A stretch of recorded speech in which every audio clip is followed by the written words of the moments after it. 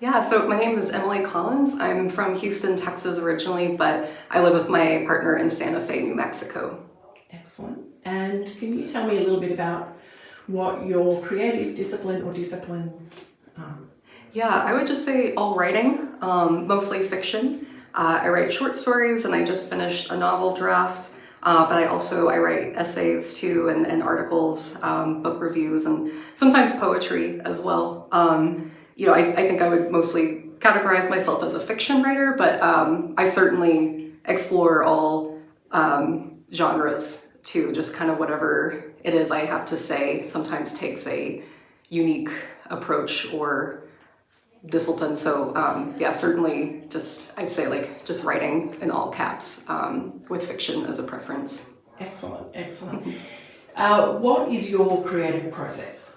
Yeah, it's definitely changed over the years. I used to only write when I felt a surge of inspiration, and I always love when that happens. But the older I got, the more mundane my life got.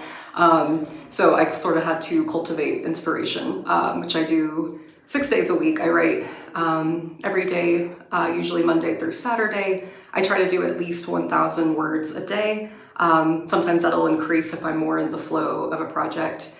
At this residency, it's been a lot different, where I've been writing more in the afternoon and late into the night. But whenever I'm in, my work mode, because I work a 9-to-5 job, it's typically in the mornings. And I think it's overall a good practice. Even when I don't want to, I still show up and do it. That's pretty much how I got my first book finished. Yeah, and you've got something coming out? Hopefully, I had a story collection that was a finalist in the contest and is under serious consideration at other outlets. So hopefully that comes through. But I did finish a novel draft and will be revising and querying in the next several months. Excellent, excellent. Who or what gives you your creative inspiration? Yeah, probably a lot. I mean, I think The Who definitely, just writers.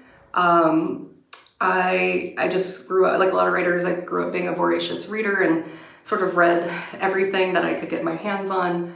Now I find that I think my taste has changed just a little bit. I have this nervous system, I think, that's wired for novelty, and I really look for that in syntax and voice, and I really love when the unusual meets the universal, and I think writers are able to do that whether they're writing classic realism or speculative horror. I kind of love all of it, and I'm really interested in the stories that only that person could tell at the right time. You can't measure that, you can't predict that, but I think those kind of little miracles find their ways into the world, and that's really what I love to read. I love everything from Tolstoy to this memoirist named Lydia Yuknovich. I think there's just strangeness in what they do and what they observe, but it's also just incredibly important and really kind of touches on something like buried in my heart,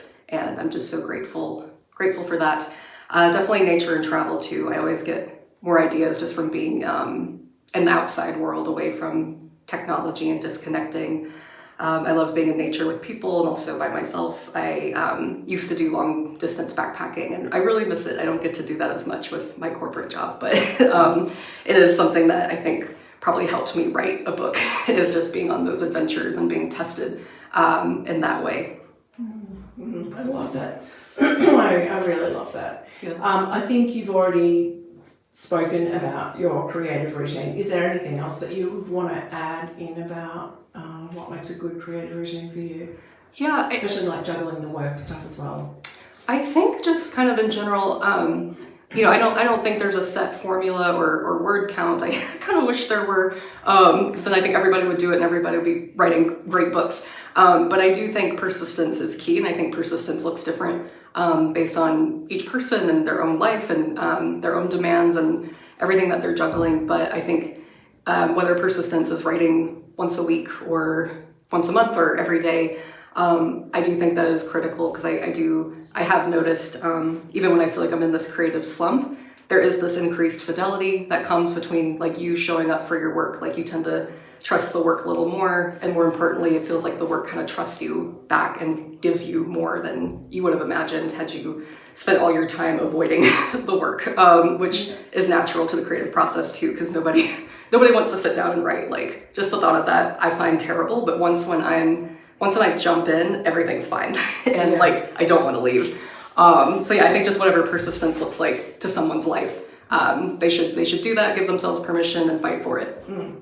What is the piece of wisdom, pearl or pearls, that you would give to someone who is in the early stages of their writing or creativity? Yeah, I love this question mostly because I always feel like I'm in the early stages because I'm always starting something new. And I've talked to other writers about this, and they say it never gets any less scary. Like, every time you start a new book, even if you've written 10, you're like, how am I going to do this? Because every piece of project is really humbling. But I would say, I think just spend time by yourself discovering who you are. Getting lots of worldly experiences, like if you can travel, or if you can, do the things that you've always wanted to do, go for it, and learn about yourself, and just spend time alone writing or creating whatever it is that you do to kind of discover your voice, and also your obsessions. I think writers especially will be writing about the same things over and over again, but in different ways. That is a good thing. People might tell you it isn't, but I wholeheartedly disagree. And I think one piece of advice that I always return to is just, you can do whatever you want as long as you're clear.